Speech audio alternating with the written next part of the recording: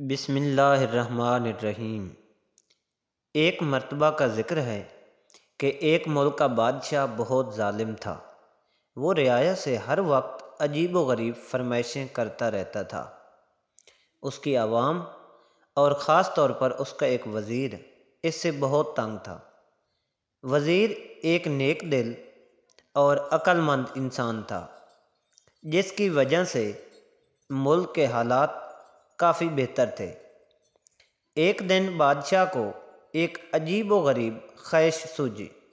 اس نے اپنے وزیر کو حکم دیا کہ مجھے ایک ایسا محل بنا کر دو جس کی تعمیر اوپر سے نیچے کی طرف کی جائے، اور اگر وزیر 10 دن کے اندر یہ کام شروع نہ کر سکے تو اس کا سر قلم کر دیا جائے۔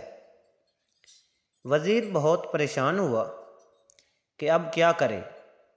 بہرحال جب وہ اپنے گھر پہنچا تو اس نے اپنی بیوی کو سارا قصہ سنایا۔ بیوی نے مشورہ دیا کہ تم اللہ سے مدد طلب کرو۔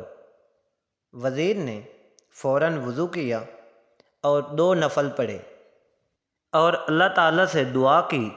دعا کرتے کرتے وزیر کو نیند آ گئی۔ خواب میں کیا دیکھتا ہے کہ وہ ایک جنگل میں جا رہا ہے اور اس کو کوئی چمکتی ہوئی چیز ملتی ہے، جسے لے کر وہ بادشاہ کو دے دیتا ہے اور بادشاہ بہت خوش ہوتا ہے۔ صبح وزیر نے اپنی بیوی کو سارا خواب سنایا تو بیوی نے فوراً کہا کہ جنگل کی طرف جاؤ، وہاں سے تمہیں مدد ملے گی۔ وزیر نے اگلے دن رخت سفر باندھا اور جنگل کی طرف نکل پڑا۔ وہ تھوڑا بہت آرام کرتا اور پھر چل پڑتا۔ چلتے چلتے اس کو 5 دن ہو گئے، لیکن کچھ کامیابی نہ ملی۔ تو اس نے سوچا کہ چلو اب واپس چلتے ہیں، اس مسئلے کا کوئی حل نہیں۔ جب وہ واپس مڑنے لگا تو اچانک اس کی نظر ایک خرگوش پر پڑی، جو بیچارہ شکنجے میں پھنسا ہوا تھا۔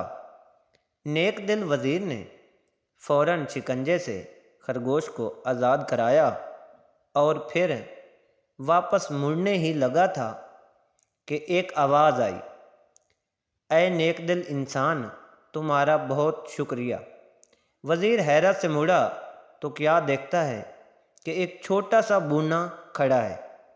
وزیر کے پوچھنے پر اس نے بتایا کہ اس کو ایک جادوگر نے خرگوش بنایا ہوا تھا۔ شکنجہ کھولتے ہی جادوگر کا اثر زائل ہو گیا۔ وزیر نے اسے اپنی مشکل بتائی تو بونے نے اسے اپنے ساتھ چلنے کو کہا۔ چلتے چلتے وہ وزیر کو ایک غار کے پاس لے آیا اور اسے اندر جانے کو کہا۔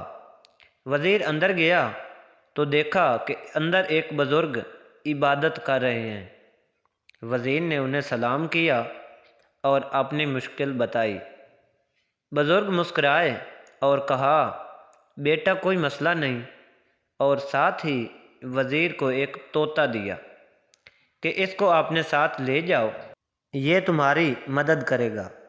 وزیر نے ان کا شکریہ ادا کیا اور واپس اپنے شہر کی طرف چل دیا۔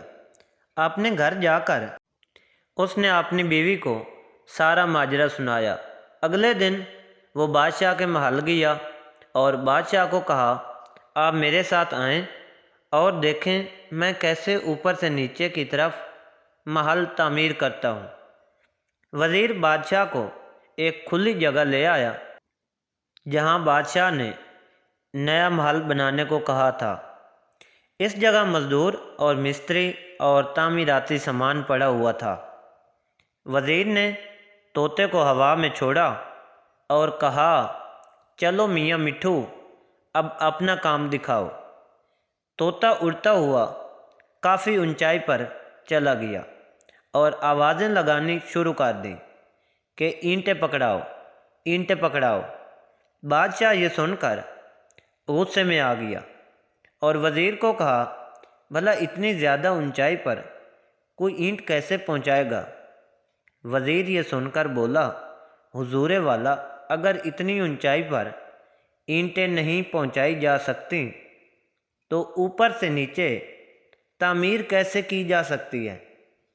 بادشاہ وزیر کی عقل مندی دیکھ کر بہت خوش ہوا اور اس نے اپنے غلط کاموں کی معافی مانگی اور وہ بھی ایک نیک دل اور اچھا انسان بن گیا۔